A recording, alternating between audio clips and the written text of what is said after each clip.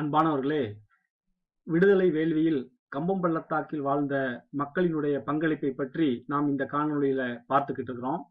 எழுத்தின் வழி விடுதலை எழுச்சியை பரப்ப 1930 உத்தமபாளையத்தில் இருந்து பாரதி என்னும் தேசிய இதழ் தேவாரம், திலகர், விடுதலை தியாகி பாரதி இரா நாராயணசாமியை ஆசிரியராக கொண்டு வெளிவந்தது. அதில் இந்திய விடுதலையோடு பெண் விடுதலை, மதுவிலக்கு, தீண்டாமை, அறிவியல் செய்திகள் குறித்த பல கட்டுரைகள் வெளிவந்தன. 1917 பாரதி ஆசிரியர் தம்மை ஹோம் ரூல் இயக்கத்தில் பதிவு செய்து கொண்டார். தேவாரம், உத்தமபாளையம், போடி என்ற பல இடங்களில் இவ்வியக்கம் தொடர்பான கருத்துக்களை விளக்கி பேசி கையொப்பம் பெற்று அனுப்பி வைத்தார். இப்பகுதியில் விடுதலை வேள்விக்கு காரணமான நிகழ்ச்சிகளில் இதுவும் ஒன்று. முதல் உலகப் போர் முடிவுற்ற நிலையில் ரவுலட் சட்டம், ஜாலியன் வாலாபாக் படுகொலை ஆகியவற்றை கண்டித்து தேனி மாவட்டம் முழுவதும் ஊர்வலம் நடந்தது. சுதந்திரம் எனது பிறப்புரிமை, அதை அடைந்தே தீர்வேன் என வீர முழக்கமிட்ட பாலகங்காதர திலகர் 1920 காலமானார். அவர் நினைவை போற்றும் வகையில் திலகர் சுயராஜ்ய நிதி திரட்ட காந்தியடிகள் கோரிக்கை விடுத்தார். நிதி மிகுந்தவர் பொற்குவை தாரீர், நிதி குறைந்தவர் காசுகள் தாரீர், மற்றவர் வாய்ச்சொல் அருளீர் என்றும் பாரதியார் முழக்கத்திற்கு இணங்க நிதி திரட்டிய நாராயணசாமியும் TAK அழகர் ராஜாவும் நாகபுரி மாநாட்டில் காந்தியிடம் வழங்கினர். ஒத்துழையாமை இயக்கத்தின் செயல் திட்டம் வகுக்கப்பட்ட கூட்டத்தில் அனந்தம்பட்டி சு. கிருஷ்ணசாமி ஐயங்கார் கலந்து கொண்டார். ஒத்துழையாமை இயக்கத்தை ஆங்கில அரசு அடக்குமுறைகளால் அடக்க நினைத்தது. அதன் பிரதிபலிப்பாக தொண்டர்கள் தாமாக முன்வந்து மதுக்கடை, அயல்நாட்டு துணி விற்பனை நிலையங்கள் முன்பு மறியல் செய்து கைதாயினர். நம் மாவட்டத்தில் வழக்கறிஞர்களும் அரசு ஊழியர்களும் பணிகளை துறந்தனர்.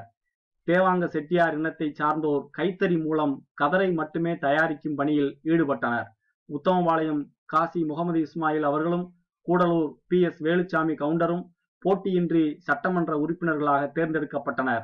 1922 நடைபெற்ற சௌரி சௌரா நிகழ்ச்சிக்கு பின் ஒத்துழையாமை இயக்கம் மக்களை பெரிதும் ஈர்த்தது.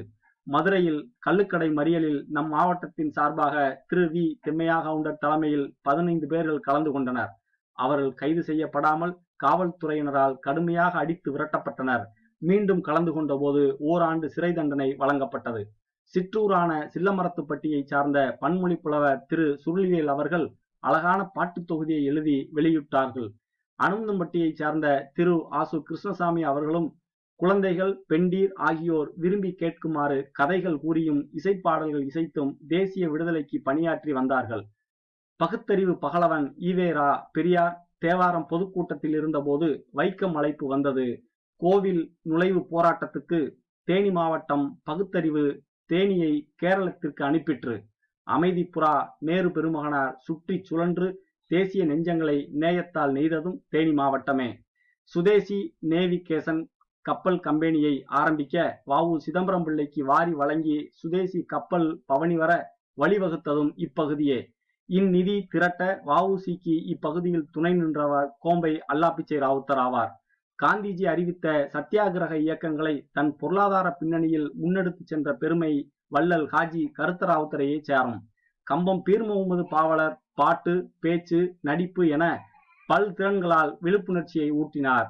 கம்பம் செய்யத்தத்த சோமநாதன் போன்றோர் நேதாஜியின் தேசிய இராணுவத்தில் சேர்ந்து தேசத்திற்காக தங்களை அர்ப்பணித்தனர். இவ்வாறு தேசிய விடுதலை பயிருக்கு தியாக வெள்ளம் பாய்ச்சிய பெருமை கம்பம் பள்ளத்தாக்கு பகுதியில் அதிகமாக காணப்படுகின்றது என்பது உண்மை. நன்றி, வணக்கம்.